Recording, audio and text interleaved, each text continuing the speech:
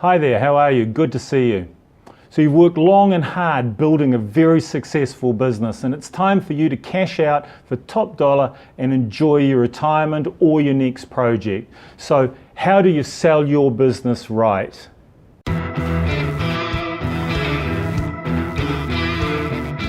It's time to make that change and realize your goals. To get the best price for your business in the shortest possible time, you've got to sell it right.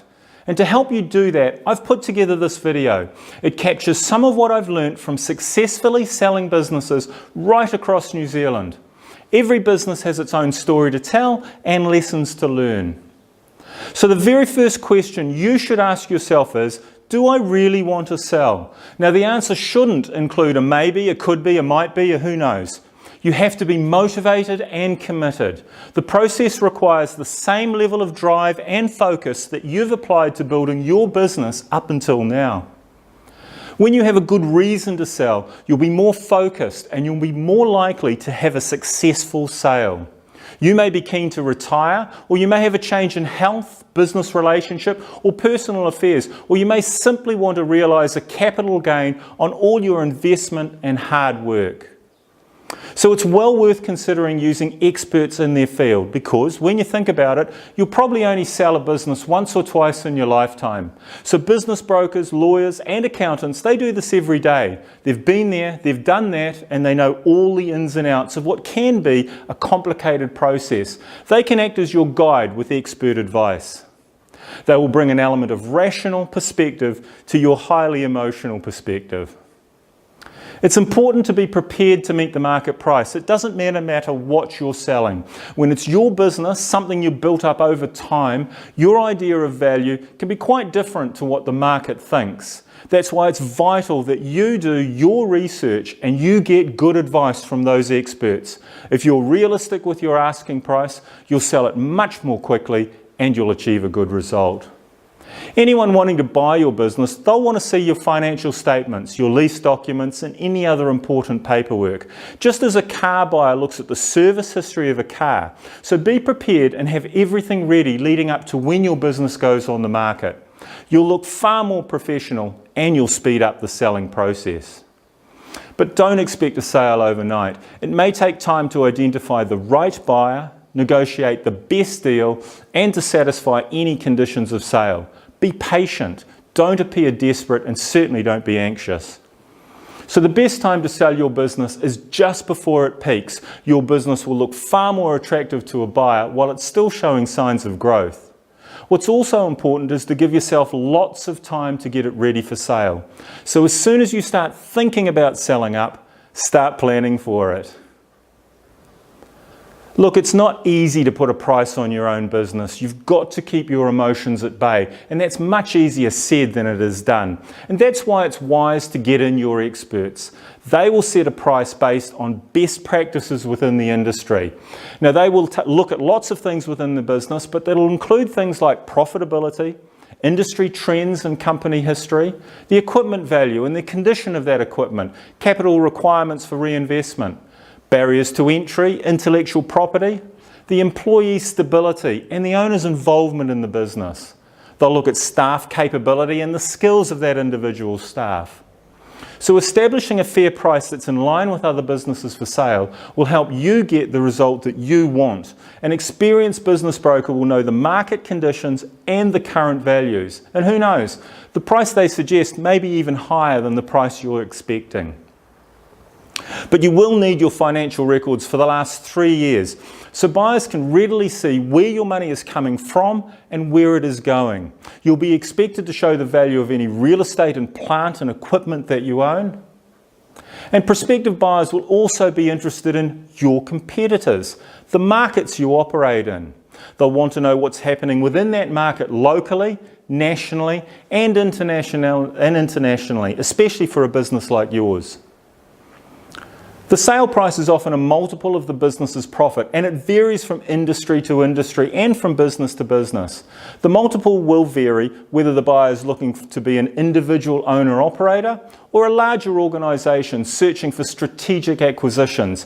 And it can be based on the value of assets in your business, its cash flow, gross revenues, annual growth, among plenty of other things. So the better your business is prepared for sale, the easier it is to get a good price in a compact, short time frame. So these tips on what to have, what paperwork to have ready, and who to get to help you will quickly get you up to speed, helping with that process. So track your sales in detail. Do it by product, service, method of sale. So repeat sales, promotions, advertising, specials, etc. Know your marketplace. Take copies of articles about your industry, about your competitors, and understand your customers and what they do, why they buy. Understand your outgoings. Be ready to explain changes in the sales or cost of goods, as well as unusual or one-off expense items. Keep track of all your costs. Be able to itemize your salary, benefits, profit sharing, and any other perks you take out of the company. Having all the paperwork ready is really important to achieve a timely sale. But remember, you don't have to reveal everything all at once to a prospective purchaser. In fact, it's best not to. Certain confidential records, contracts and statements will not be shown to a buyer until an acceptable offer has been seen, cited and signed by both parties. However, the usual documentation you'll need is a comprehensive financial statements for the past 3 years, prepared by your accountant obviously, current year-to-date income statement compared to the same period last year, good records of aged accounts receivable and payable, an inventory of all plant and equipment being sold, a schedule of any equipment that's leased that the new buyer may have to take over, so any contracts and supply agreements with customers or suppliers, any patents, trademarks, copyrights or license agreements that you have, the employee contracts or agreements. Be prepared to recast your financial statements. Many small businesses show very little profit, and that's great from a tax point of view, but it's not so good when you're working out the value of what you've built. You'll want to show buyers that your business is in the best possible light and profitable. So have your accountant recast your financial statements to reflect adjustments for what you take out of the business in terms of salary, healthcare, car expenses, and any other perks that you have. And this can be especially useful when dealing with a buyer who wants to operate the business similarly as an owner, operator, or manager. It's also important to deal with any potential stumbling blocks at the beginning of the sale process. So these stumbling blocks vary, but they can include non-assignable leases, non-assignable contracts, licenses, supplier agreements, and key staff arrangements. So as you can see, you can make a few small improvements that will add up to a big difference at sale time. They can range from tidying up the premises and keeping more accurate records to reducing the level of stock and selling redundant or not used plant and equipment. At this point, it's often best to cash in unneeded stock and plant and equipment if it's not beneficial to the business. The more profitable your business, the more value it has to a new buyer. So nobody will want to buy a business if they think it could possibly collapse the moment you walk out the door. Buyers need to be reassured that a business will survive a change of ownership. So how do you know if your business is overly reliant on you? Well, you need to ask yourself the following questions. So when customers call, are they calling for you, or is it your company name they identify with? Could any one of your qualified employees handle their needs as well as you can? Are you the key performer, the only one to provide the service or product your customers demand? Or can your staff do just as well? Can you take a 4-week holiday and feel satisfied your business will run smoothly without you and indeed be there when you get back? Are there systems in place that cover the day-to-day operations and all the technical aspects of the business? So if you're thinking of selling your business over the next few years, now may be the perfect time to let your employees take a greater role in the running of your company. This will help to insulate your business and allow a more successful transition to any new owner.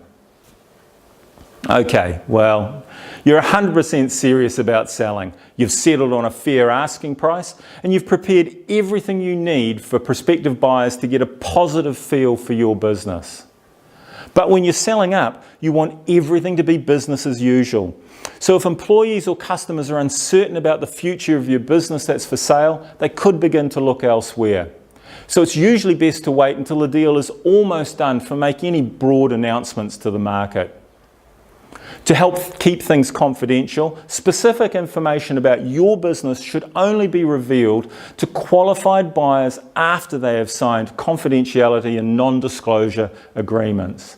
So who's a qualified buyer? Well, a qualified buyer is someone who can demonstrate a genuine desire to purchase your business and has the financial capability to complete that purchase. They may have qualifications and resources necessary to run your business, and they will show willingness and ability to complete the sale in good time. So once the potential buyer has signed a confidentiality, non-disclosure agreement, they may see the following information about your business. So they'll get the information memorandum, and within that memorandum or that profile, there will be a history of your business, an overview, including the information about your company's products and services. There'll be operational information and personnel structure. There'll be information in there regarding your market, including your customer mix, your competitors, industry trends, what's hot, what's not, etc. There'll be a list of fixed assets that are included in the sale. There'll be information regarding your premises, obviously a copy of the lease, and that'll have the renewal terms, rental renewals, those sorts of things. There'll be a statement of financial performance and position and details of any liabilities to be assumed, leased plant, those sorts of things. Obviously, there'll be details on price, terms, and the sales structure on which you are operating your business for sale. So by this stage, you've screened interested buyers, had them sign up confidentiality agreements, and you've shown them relevant information about your business. Now it's time to get some offers on paper and negotiate them into conditional sales. Typically, an offer will include a price breakdown, assets, goodwill, stock. There'll be a settlement date, and there'll be further terms and conditions of sale. So most offers will contain certain conditions that need to be completed within a given time frame, and these are especially important as all conditions need to be met before your sale becomes unconditional and your business is sold. So some of the most common conditions are due diligence. Now that includes a verification of financial and all operational information. There'll be an equipment inspection. There'll be landlord approval and lease transfer arrangements. There'll be a compliance with any licensing or regulatory bodies. There'll be an approval of finance. There'll be a solicitor review by the purchaser of your leases and your contracts. So remember, an offer may be accepted, rejected, or modified and presented back to the purchaser as a counter-offer. Until agreement is reached by both parties, either party may withdraw their offer. So in considering an offer, be sure to evaluate the purchaser's qualifications, his financial position, his method of payment, and any other things that you feel will help present a good purchaser to you. Remember, a good price from a risky purchaser may not be the right solution. And please, don't allow due diligence to be performed until an agreement has been confirmed, signed, dated, in writing, and a deposit paid. Have clear timeframes for the due diligence process, a time in which necessary information will be provided and a time in which due diligence will be completed keeps that sale moving along. And finally, don't move on to any third-party issues, those involving landlords or supply agreements, etc., until the due diligence condition has been satisfied, and ensure employees of the business are not approached by the purchaser until the due diligence process is completed.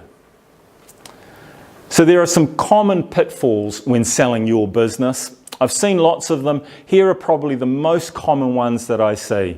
So the first one is not allowing yourself enough time to find a buyer. Be patient. Analyze the feedback from your experts. Be realistic. Second is not controlling the flow of information to a buyer. Remember, confidentiality is vital in maintaining the stability of your employees, customers, and suppliers, as well as your reputation in the industry. The information should be released in a controlled manner, ensuring the buyer's interest is maintained, but without giving away sensitive information that may harm the business. Another big mistake is failing to be prepared. You need to have complete, accurate, and verifiable financial information ready to be disclosed to the right purchaser at the right time. And don't focus solely on price. Other considerations should be taken into account, such as the financial strength and experience of the party making the offer, the terms and conditions of the offer, and the timing. And always make sure the offer is in writing and a deposit has been paid. And you need to engage professionals who are experienced in business transactions. A lawyer who is well versed in business sales contracts will help protect your interests in a comprehensive and efficient manner. The same as a well-chosen accountant will minimize your tax consequences from the resulting sale. And finally, please use a business broker. A good business broker will guide you through the sale process and make sure all the boxes are ticked, leaving nothing to chance. It's no different using the professional skills of a lawyer or an accountant. At the end of the day, a broker can make the difference between a successful sale or no sale at all. I'm sure you've got other suggestions on how you can sell your business right. Please leave those in the comments below. Love to hear from you. If you want to know more about selling businesses or buying a business, you might consider subscribing. Until next time, thanks very much. See you next time.